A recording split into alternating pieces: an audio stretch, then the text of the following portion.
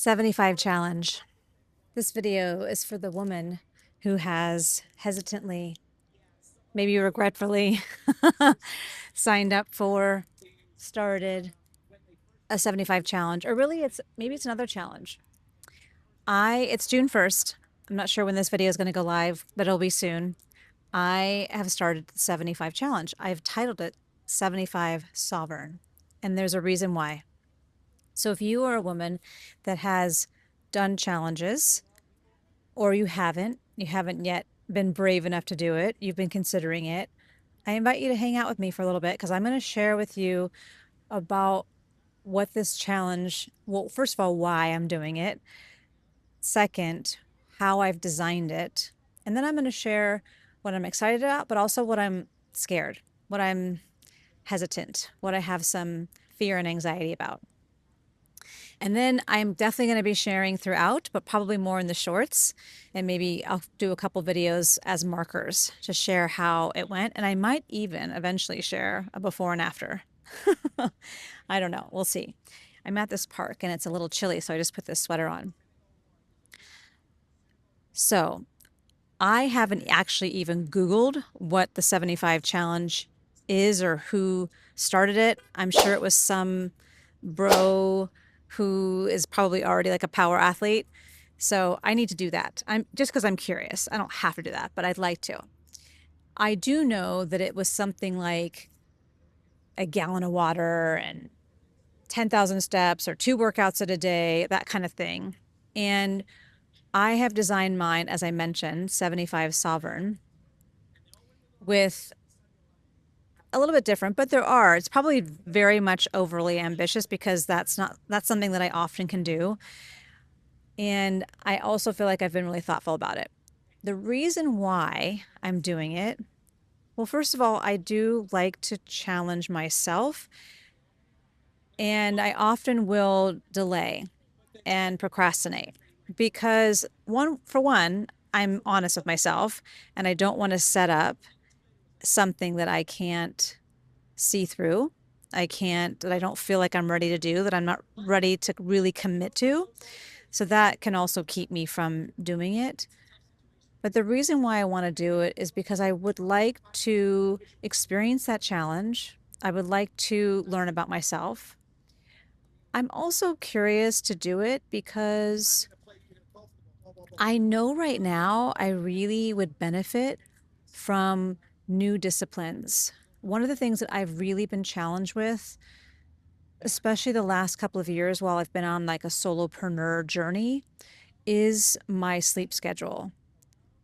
And it's not atrocious, but I really don't have good sleep hygiene, and I don't sleep enough, and I also don't sleep.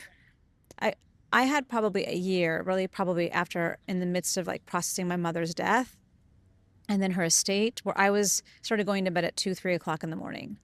Now I'm not getting up at 6 or 7. I'm probably in most cases staying in bed till 8 or 9, depending upon the day. But then that just creates this cycle of like starting the day later. And yeah, I won't even go into that because I'm a little, I don't know, embarrassed about it. I think there's opportunity for freedom there and sovereignty there and just owning it.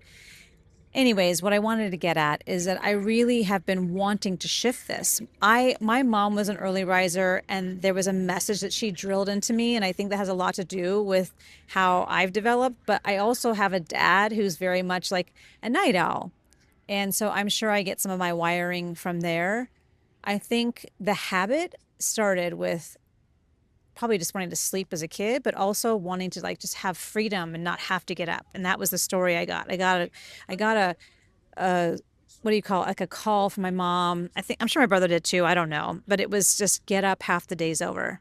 Get up, half the day's over is something I heard a lot growing up.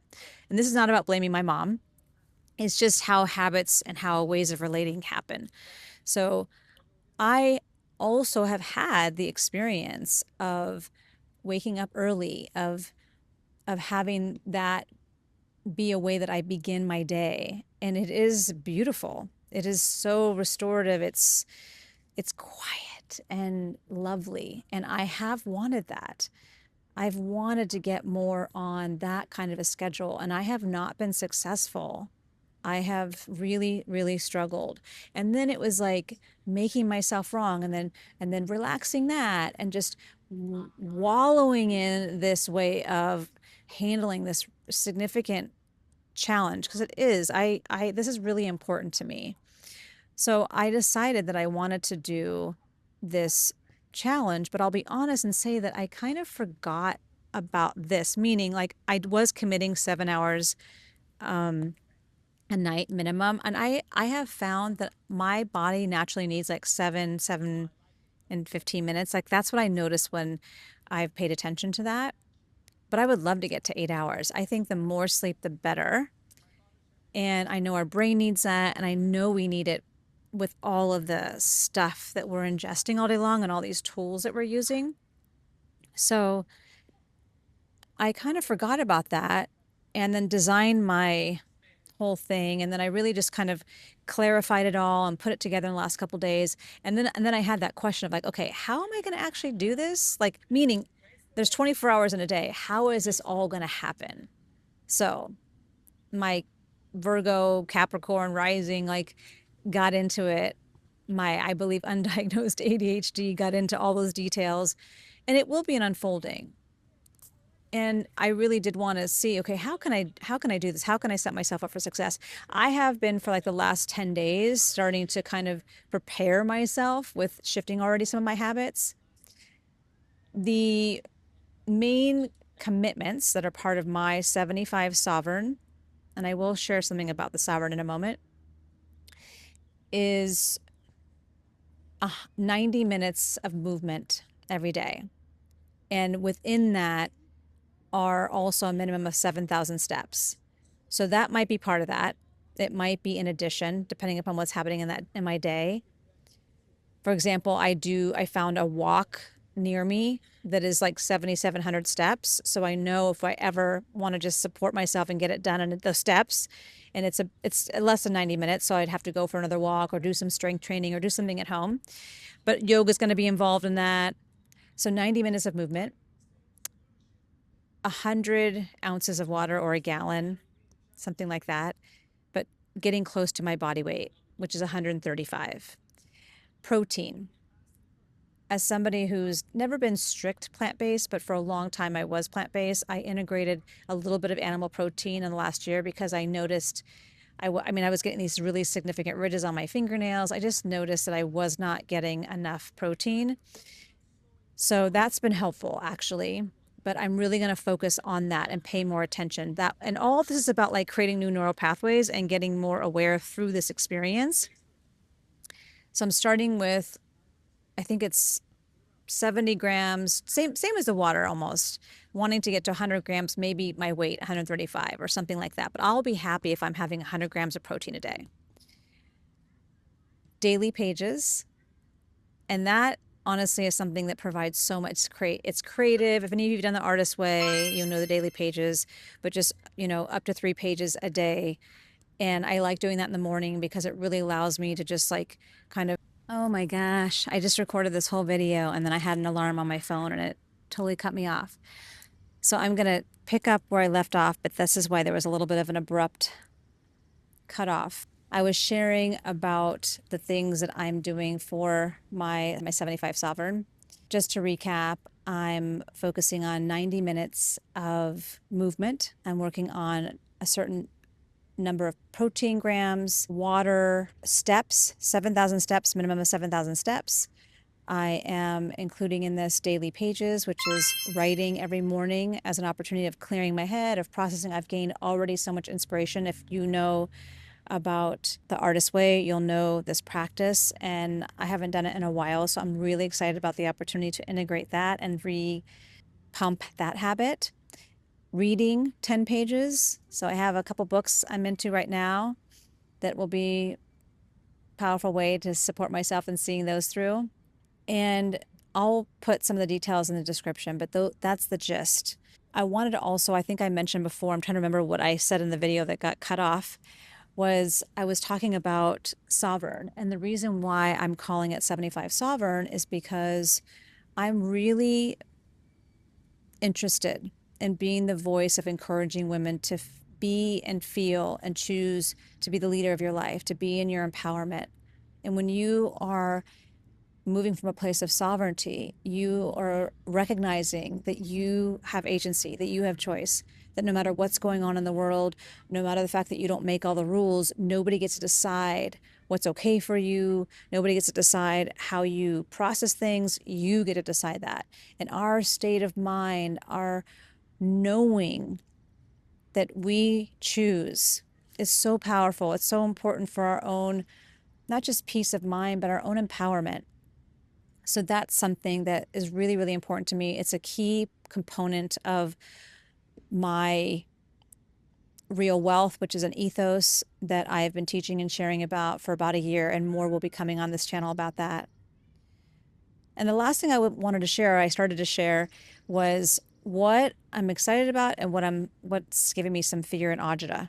So I'm really excited about the opportunity to learn. I'm excited about the opportunity to create new neural pathways, to create new habits, to experience myself in new ways than I do right now, to see what I'm capable of. And something that I'll share briefly was about 10 or 11 years ago when I was doing my yoga teacher training, I realized there was a piece in the teacher training on the weekends where we had to like teach a pose, and I was like dreading it. And thankfully I had the awareness to ask myself, like, why am I dreading that? And I realized that I didn't want to not know what I was doing. I didn't want to like feel stupid. And in that moment, I was like, oh my gosh, Jennifer, how many things have you missed because you don't want to look stupid, because you don't want to not know what you're doing? Like, how do you become aware? How do you become good at something if it wasn't for repetition and trying? So that was a powerful learning. And that's what this is about. This is about me seeing what I'm capable of in ways that I don't even know. It's about all that transformation. So I'm really excited about that. I'm also really nervous. I'm nervous about not being successful. I'm nervous about breaking agreements with myself. I'm nervous about letting myself down. I'm nervous about not seeing it through.